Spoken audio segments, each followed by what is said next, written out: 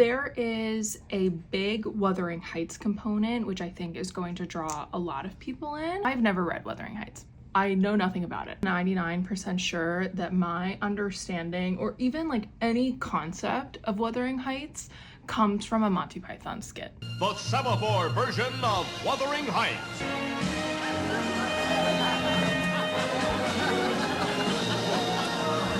I was a little nervous going into it because majority of the people that I saw posting about it were talking about how much they enjoyed the Wuthering Heights of it all. And so going into it as somebody that had no consciousness of it, I was like, am I going to enjoy this? Taking it out of the context of how it was created, and yes. At the end of the day, it is Katarina's story, really about her life and this love that happens throughout her life. Not even just a love, there's two loves. There's the love she has for this person and the love that she has for skating, and how those two things sort of butt up against each other. This story made me want to read Wuthering Heights. Like, I'm definitely going to pursue finding an audiobook of it. Really interested in the character dynamics and like how they all interact with each other. I don't even care that Wuthering Heights obviously is not about ice skating. Like, duh. Absolutely think the audiobook is worth listening to. It is one of the best audiobooks I've ever listened to.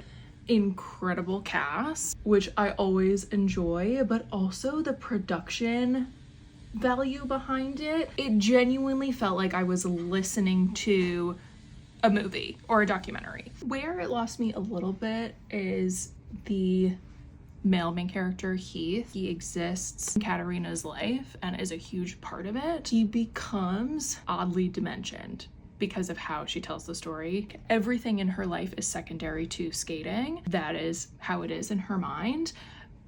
Because he is such a big part of her life and impacts a lot of her decisions, it ends up being confusing. So I feel two ways about it, because while I wanted a little bit more from him, I keep flipping back and forth because I see exactly what Lane was doing by characterizing him in the way that she does. I'm so glad it was my first read of the year. It was so captivating and like truly bingeable. Like I couldn't put it down. So if you're looking for something new to read, definitely recommend The Favorites. I am not mad about this coloring with this contour stick. We're gonna keep playing around with this. I bought literally a million of the Kosas concealers. I love them. I love how they look. Thank you as always for getting ready with me, and let me know if you're gonna pick up The Favorites because I need to talk about it with somebody.